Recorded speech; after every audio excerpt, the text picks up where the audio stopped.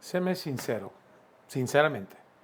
¿Por qué nadie habla del target trace? ¿Por qué no estamos hablando del punto de referencia? ¿Por qué estamos hablando de ecualización, de compresión de gates? Y nadie está hablando del bendito target trace. ¿Qué está pasando?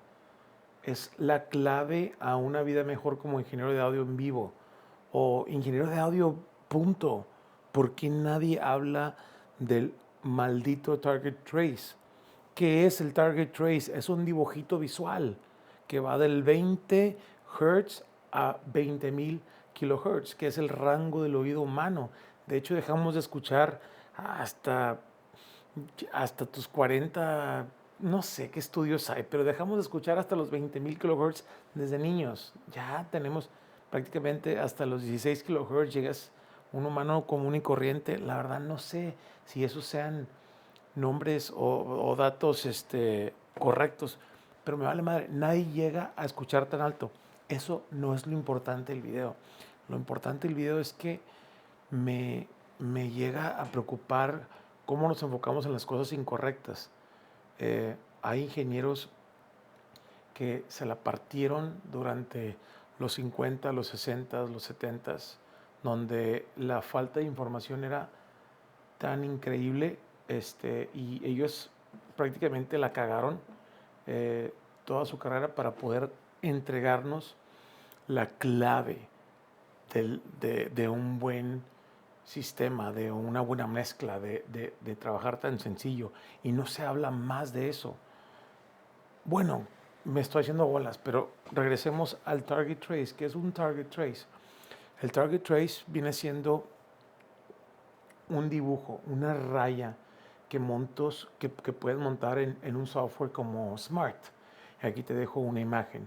Esta es Smart y esta rayita del medio o esta rayita de aquí es el target trace. Viene siendo una raya que tú puedes dibujar para crear una imagen de cómo quieres que suene el PA en el recinto que estés, en el venue que estés, en el festival que estés. No importa dónde estés, crear esta rayita y tratar de ecualizar tu sistema a que todo suene así, ¿verdad? Así. Y en mi ejemplo, en el que yo uso, no sé si lo tengo como imagen o no, pero lo voy a conseguir. Uso prácticamente todo plano, desde 200 Hz para arriba es prácticamente lo más plano posible. Y claro, no va a ser, las respuestas de los lugares no van a ser perfectamente planas, pero las vas a llegar a poder poner muy cerca o lo más cerca posible, eh, con un bump o una aumentación de 6 a 9 decibeles alrededor de 200, 100 Hz para abajo. Entonces todo lo abajo de 100, 200 Hz, un bump, ¿verdad? Eh, y así se ve el target trace. Ahora, cuando vayas a un club, una arena, un teatro, un estadio, donde sea que vayas, obviamente un ingeniero de sistemas va a ser el encargado de afinarte el sistema, por así decirlo, darle la tonalidad y volumen correcto. Algo muy breve y fundamental de un PA o de los PAs más recientes, que se le llaman line array, ¿verdad? Porque están construidos como en vertical, eh, y no horizontales como antes hacían. Eh, Cosas fundamentales de entender de line array. Y solamente voy a rascar la superficie de un montón de información de la cual podemos hablar, y para los nerdos que les gusta saber más de otras cosas, de información que no les sirve de nada más que para el audio en vivo, es Michael Lawrence, Behind the Lines. Michael Lawrence, Behind the Lines, está en inglés, no hay un libro en español que yo conozca sobre la filosofía de system tuning o de afinación de sistema. Buenísimo, pero voy a tocar unos fundamentos importantes para entender de qué hablo del target trace, porque todo es una gran pieza, todas son piezas importantes de lo que quiero explicar. Ahora, un line array, por más avanzado o tecnológicamente diseñado esté, la física le va a dar limitaciones, la propia física natural del sonido. Cosas como, entre más largo o entre más cajas tenga el line array, más direccionalidad vas a tener en las frecuencias bajas. Y estoy hablando entre 200 Hz, alrededor de 200 Hz, es lo más bajo que puede llegar a un sistema a ser direccionable. Ya después de los 200 Hz, 180, 200, todo eso es casi omnidireccional y vas a tener mucha proyección para todos lados. Pero me quiero enfocar en que entre más largo, 16 cajas, o más alto sea o de largo tenga el PA, y tiene que ver con distancia, pero 16 es un aproximado. Entre 16 cajas o más vas a tener más direccionalidad en las frecuencias bajas. Y espero no me haga bolas porque estoy haciendo esto en un solo video, no quiero editar, no quiero nada más lo quiero subir. Ahora,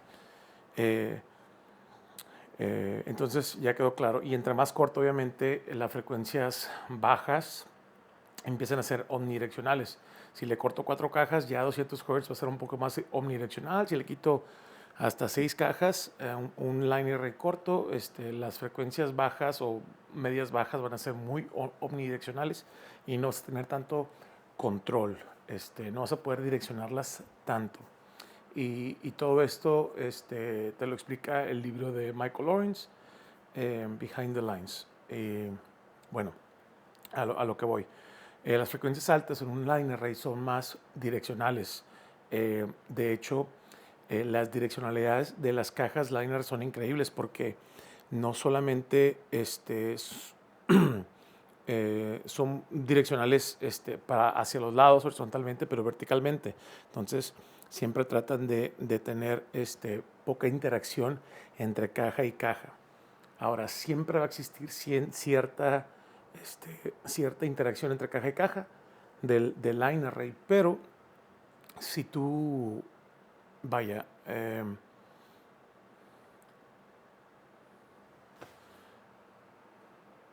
¿a qué iba con esto? Ya.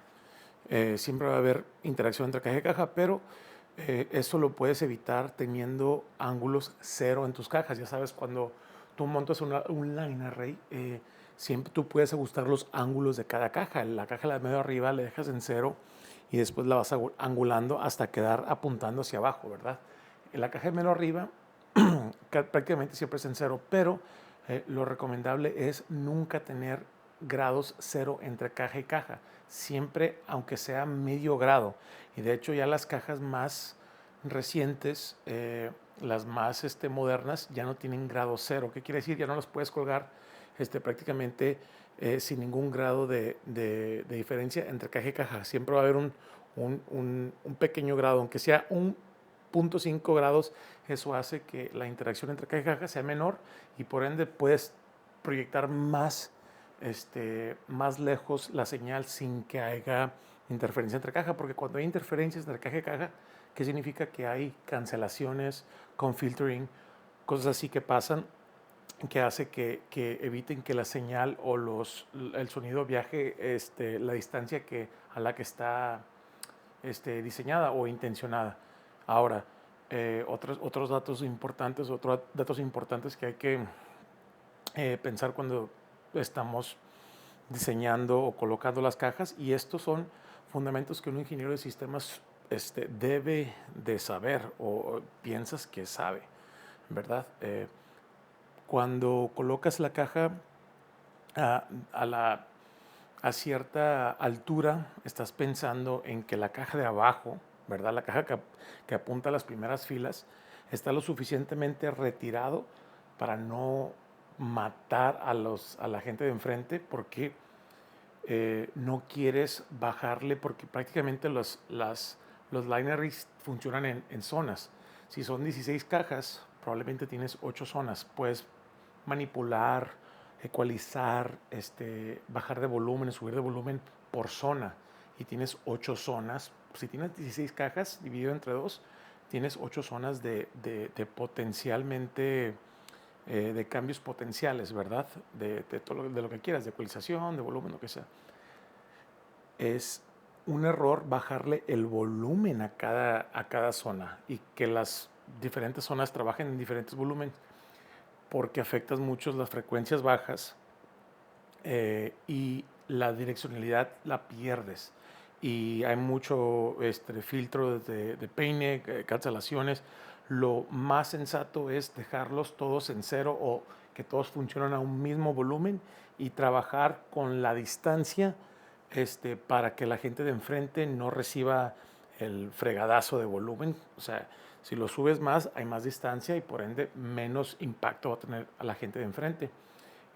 Y la gente y tiene que haber una diferencia entre 3 y 6 decibeles o un diseño óptimo, perdón, un diseño óptimo de, de diferencia de volumen entre enfrente del escenario y atrás del escenario debe de ser alrededor de unos 3 a 6 decibeles, 4 o 6 decibeles, eso es un diseño óptimo. Obviamente no siempre se alcanza, siempre hay una diferencia entre 6 y 10, lo más drástico, pero siempre quieres que sea lo más equitativo posible. La otra cosa que se pueda cambiar cuando estamos hablando de line array, se puede cambiar lo que se dice shading.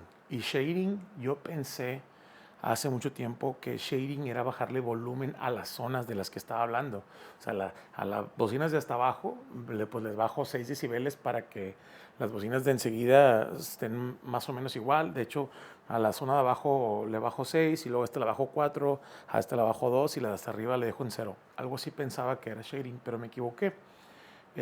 Shading, al hacer eso ya expliqué qué pasa. Shading es simplemente quitarle las frecuencias altas, lo que prácticamente es dirigible de line array, como las frecuencias de 4K hacia arriba. Lo que tú quieres hacer es las frecuencias de 4K hacia arriba, agregar un high shelf en la zona de abajo, ¿verdad? En la zona de abajo que va a pegarle a las primeras 10 filas. Lo que quieres hacer es ponerle un high shelf a esa zona y bajarle de 4K para abajo unos 6 decibeles, por decirlo así. Y lo vas a hacer dependiendo de qué te diga tu respuesta de frecuencia, ¿no? Ya que ya usando Smart, vas a saber si necesitas bajarlo más o menos o está normal, no deberías de tocarlo.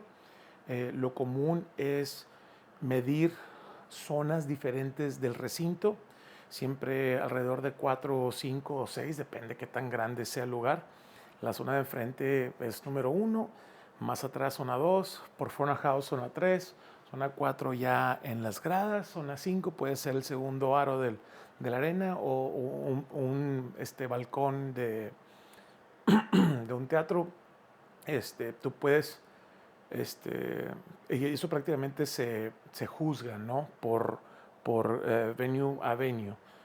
Se miden las diferentes zonas, ver la respuesta de frecuencia por diferentes zonas y tú decides, ok, en la zona de enfrente, fíjate que obviamente va a haber diferencias en las frecuencias bajas porque es más omnidireccional, sí, porque las frecuencias bajas son más omnidireccionales y por ende va a haber más cancelaciones, entonces va a haber mucho más diferencia en las frecuencias bajas, cancelaciones, valles y montañas en todos lados de la respuesta, pero la frecuencia alta se va a quedar más constante y esa es la que puedes manipular.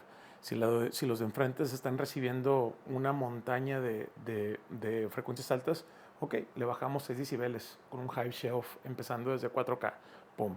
Ya la zona más atrás, bueno, no necesita bajarla tanto, le bajamos unos 2 decibeles, pum, te das cuenta. Y luego a la zona de hasta arriba, hasta atrás, de hecho no escucha nada, le vamos a subir 6 decibeles para que esas frecuencias altas lleguen. Y así te va a dar más uniformidad, vaya, en todo lugar.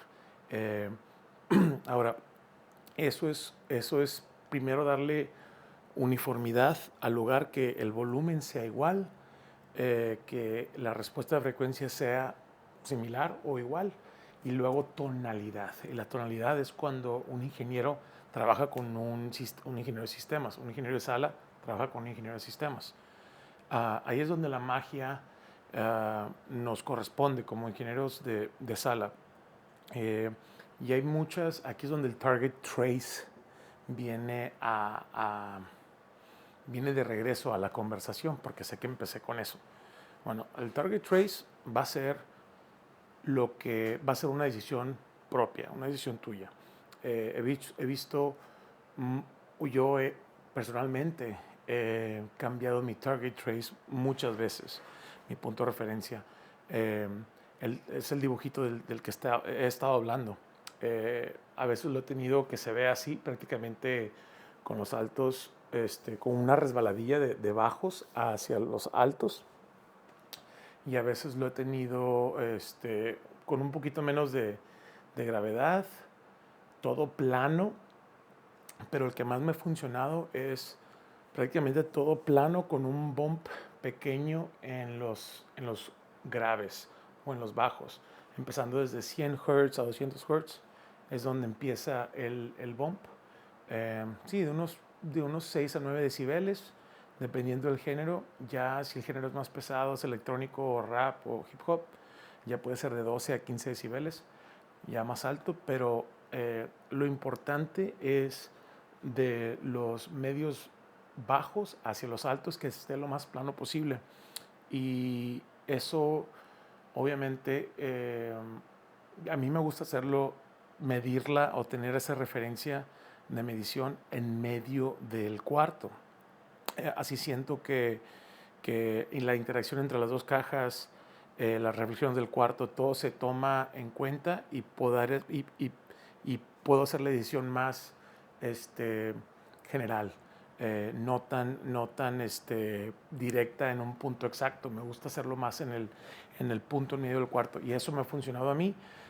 Hay ingenieros que sé que lo miden en eje con el PA. Si el PA está aquí, el line array, vaya, ellos se van a poner en medio del cuarto, pero enfrente del PA. Yo me voy a poner, están los PAs aquí, yo me voy a poner enfrente, digo, en medio del cuarto, en medio del cuarto entre los dos PAs. Es donde yo voy a poner mi micrófono de referencia, y voy a tratar de ecualizar el sistema en sí entero en lo más plano posible. Ahora, ¿dónde hago la ecualización?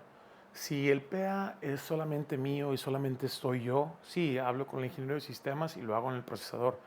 Comúnmente, o ya no me ha tocado, hace mucho tiempo que ya no hago un show con solamente una banda. De hecho, de perdido siempre hay otra banda, de perdido una más, si no es que dos. Siempre, casi siempre hay dos bandas y luego mi banda. Y entonces los cambios de ecualización de tonalidad los hago en mi consola solamente por el respeto a los otros ingenieros. No voy a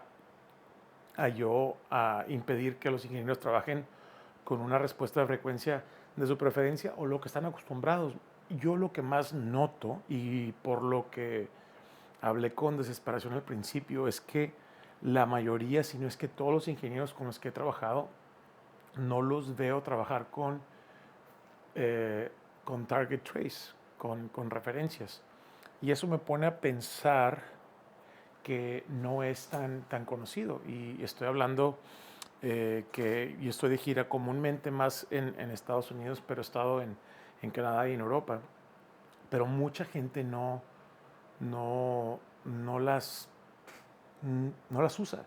Y me estresa un poco porque ¿cómo vas a saber tú, cómo te vas a asegurar que tu mezcla, si viajas con tu propia consola, porque muchos ingenieros es lo que hacen, este mundo de giras en una zona o en en una gama media, intermedia,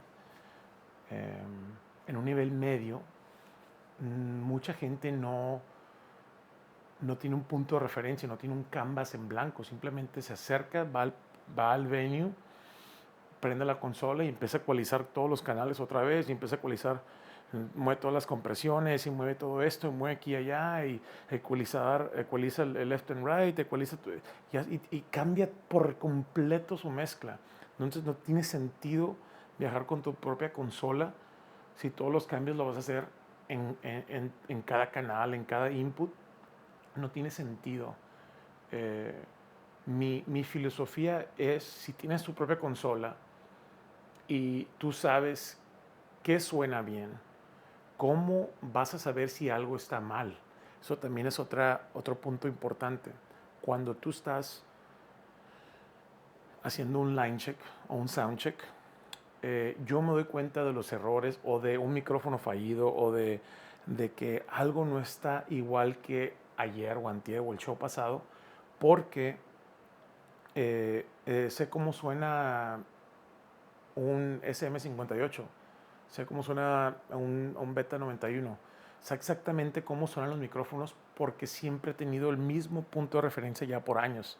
Entonces, si no ecualizas o afinas tu cuarto a tener un canvas en blanco, ¿cómo sabes las diferencias y cómo sabes si no es el cuarto, cómo sabes si no es el PA, cómo sabes cómo sabes todo eso? Sí, tu oído.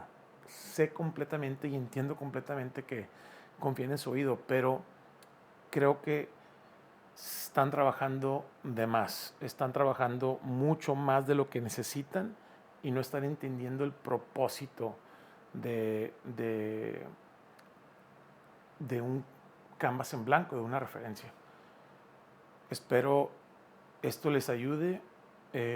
Voy a tratar de hacer una guía completa de cómo pensar y cómo medir, cómo afinar un sistema. Eh, Aclaro, no soy ingeniero de sistemas, pero me he tenido que encaminar un poco hacia ese mundo simplemente por necesidad, vaya, por no tener la facilidad de yo tener mi propio PA o mi propio ingeniero de sistemas para que me haga todo el trabajo. Entonces no solamente hago que un show suene bien, pero que suene bien de bien en todos lados, más constante. Esa es la lucha. Espero que más ingenieros se intriguen por este video y quieran aprender cómo se hace, cómo llegas a hacer un target trace, primero que nada, dónde pones el micrófono para medir todas estas cosas que yo digo. Eh, sí, bueno, así lo voy a subir. Ahí nos vemos.